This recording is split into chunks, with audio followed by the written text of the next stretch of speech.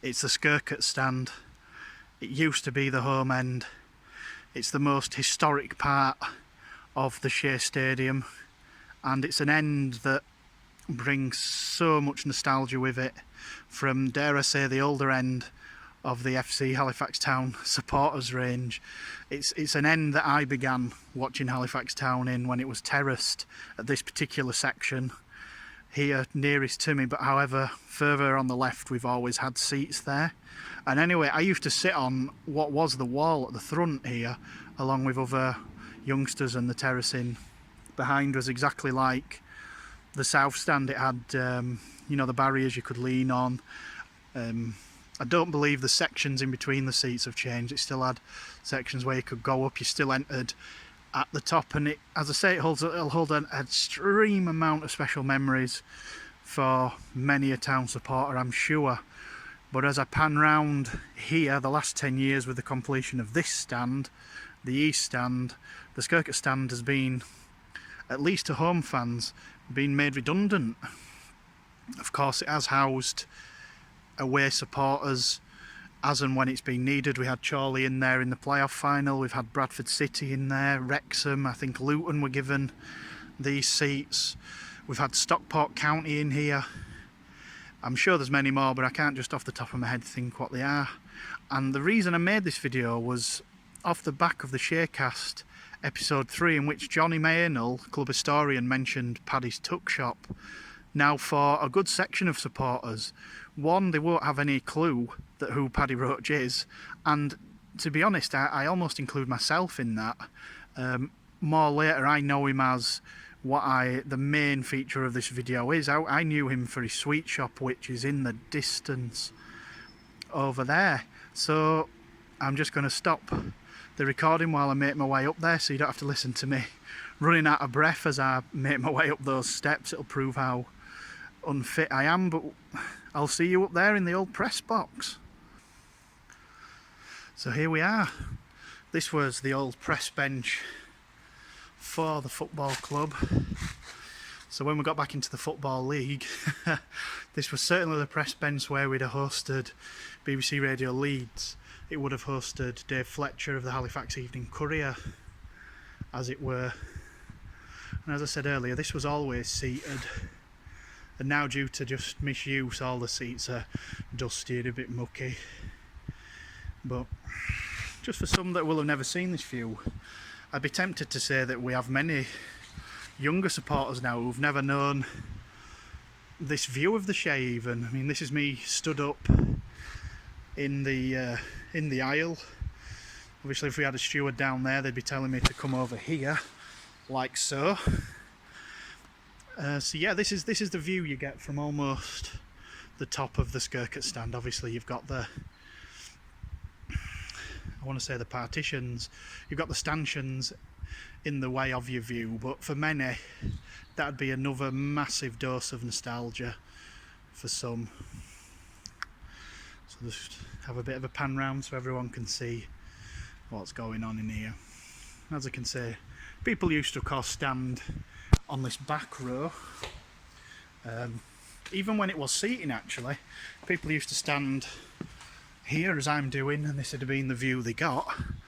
I mean, it doesn't obscure the pitch. For some reason I always had it in my head, as I remembered, that the stand, the bottom of the roof obscured part of the pitch, but it quite clearly doesn't. Where that mat is on the pitch there, that I'm sure Oz laid, is where your goal towards the south stand would be. And yeah, it's not a bad view. I certainly remember it being a lot worse, but what a nostalgia trip. I'd absolutely love to see a day where we have to open this again, because we've got that many home supporters that we've filled the other two ends, and we have to actually put home supporters in here. And as I alluded to earlier in the video, because of the shape of the roof, it's sort of like an upside down V shape. You used to be able to create a fantastic atmosphere in here, and it's why, although because they bring large numbers, it's why away support sounds so good when they're in the Skircoat. It's due to the acoustics. of the stand. But the main reason I'm here is to see Paddy Roach's tuck shop, or roughly where Paddy Roach's tuck shop used to be. So as I pan round, it's this little box here.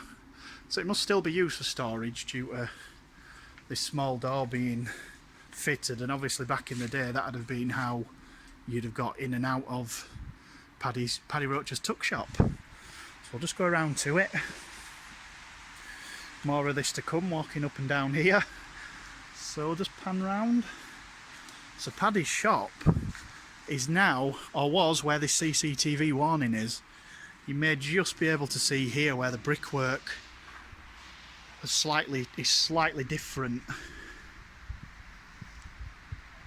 to the rest of the stand. There's a little bit of where they've re-cemented it, but it used to be here. And for some reason, again, I can remember it being a lot smaller. I don't remember it being so long, but I seem to remember it just being a hatch, actually. So you'd sort of have his hatch here, you know, and he'd have his counter just sort of at the front, and he'd sell like sweets and such. We had you know, lollies, crisps, pop, with all the money going towards the footballing community and the youth team. Actually, now I've looked at the brickwork, it may have actually been this little section here, though that bit there looks as if it's been redone. But as I'm saying redone, you're talking about this has been gone almost 20 years. It's been reboarded up. So of course back in those days you could also smoke in the Skircoat stand. The smoking laws have changed since then, so this is the coming into the press box from the other exit. I would sit down, but the chairs are quite quite dirty due to obviously all the media side moving into the east stand. I'll try and zoom my camera in just so you can see where it is. It's there. That's the new press. Well, I say new, you know, it's 10 years old, but that is now the current press bench. And this is what used to be the old press bench. So the old sort of phone sockets, power switches, bits and pieces. But this, I really like this. Nice little piece of nostalgia. This was where the visually impaired live commentary scheme was set up by the Nationwide Building Society, and the sponsorship of Nationwide Building Society of Halifax is certainly a story for another day. So I'm going to walk up to another feature of the Skircoat stand. Some would even argue the very creme de la creme of this stand, and I'll make my way over there right now, carry on filming. So of course we're following the signs for the exit.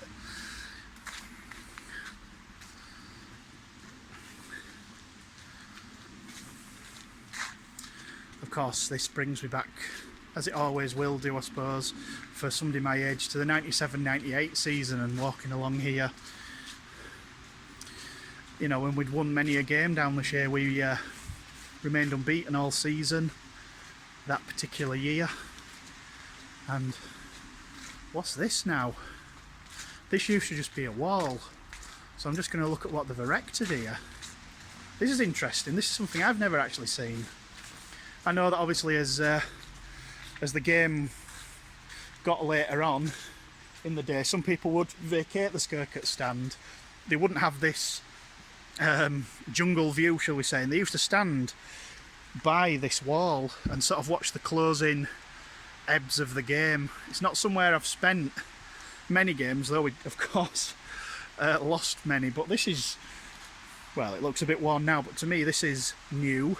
So for that reason, I suppose, to save people leaning on the wall, I suppose health and safety may be dictated that we erect this particular barrier to stand along. But yeah, we'd have just sort of walked up here.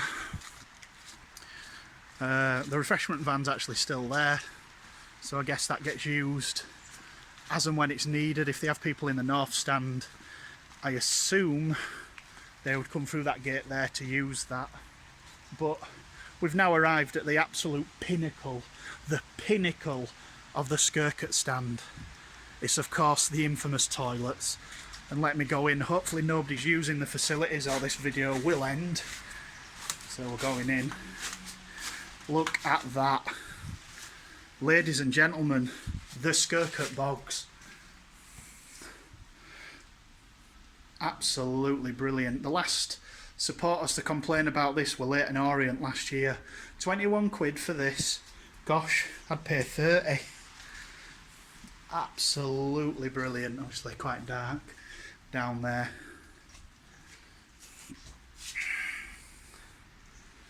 Look at that.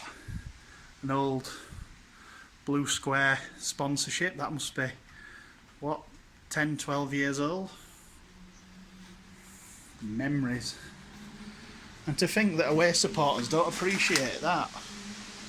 Fantastic.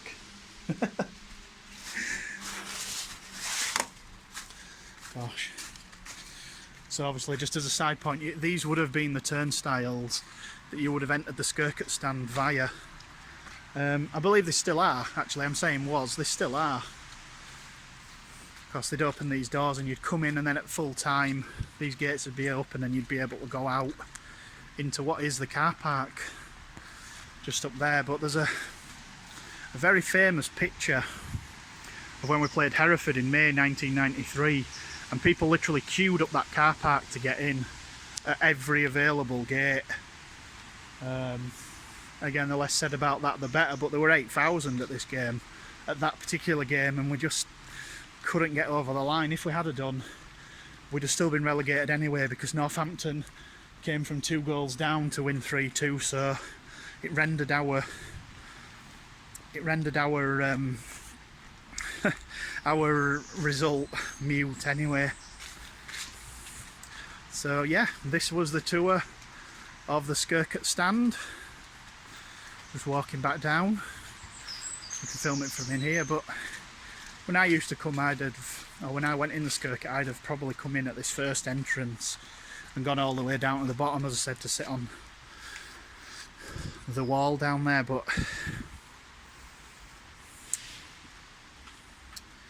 I do miss the Skircoat stand. It was as I've said, it was the end that I always knew as the home end, and many older supporters than me will be able to tell you more stories about it, let me tell you that. But when you're competing with that across, and 5 million got spent on it, you know, decisions really being made to make this vacant. But as I've said, I pray and I hope for the day where we'll once more see home supporters in here. Hopefully this season. You know, we've had a fairly decent start, and let's just hope we can carry on. We're only 1 point off the top, even though we've already lost 7 games this year, but at time of recording we've won the most games also. So yeah, it'd be lovely to see supporters in here once more. A couple of chairs there, obviously been used quite a lot. But yeah, so I mean, you can imagine scoring a goal here when this would have been the home end. The north stand in general, when it was terracing, won't have been there. That would have just been that was vacant, really, a bit like what the Skircoat is now, actually. But I mean, imagine being a kid down here, sat on this wall, what is now obviously just a barrier. Just walk all over these. This were a wall, and you'd have players, you know, I'm speaking from my own perspective, you know what I mean? Jeff Horsfield would score a goal here. He'd be holding the ball up in this corner, pretending to smoke a cigarette or a cigar, and somebody would try and take him out, and let's just say 99 times out of 100 they were unsuccessful. You know, I've seen Jamie Patterson score at this end and run to this end, absolutely packed to the rafters. We'd sold out that day. We sold 4,000 tickets for that game. The game, you have to remember, the East Stand weren't as big as that in the day. I wouldn't even know what the numbers it held, maybe 500. It was at the very least half the size of that. And as I say, I saw Jamie Patterson round a goalie and slot it in here and come straight towards me. He keeps his position on the left hand side. And this is Jamie Patterson making the run. Patterson round the keeper. And there's the goal for Town to set it up. And Halifax Town's conversion party. I'm sure can start early now.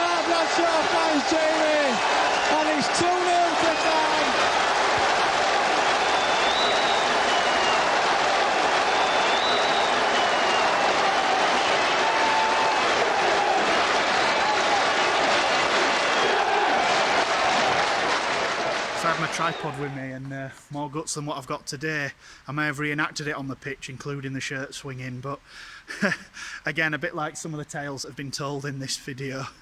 That might be a video for another day. Regan back to Mark Bradshaw. Well, that's Mark Bradshaw doing the party piece. This is Jeff Horsfield. Jeff still got the ball. And there goes the full-time whistle. And it's been an exhibition of football. The highest quality, Jack. And that's a superb performance. That just summed it up at the end there. Jeff Horsfield and Mark Bradshaw doing tricks. But that just showed how much they've dominated this game. And Ruston Diamonds, the money team, the team that everybody predicted would be going into the Football League, must stand back. Their players are very sportingly applauding and shaking hands, and they must realise now they've come across a team of real quality here today.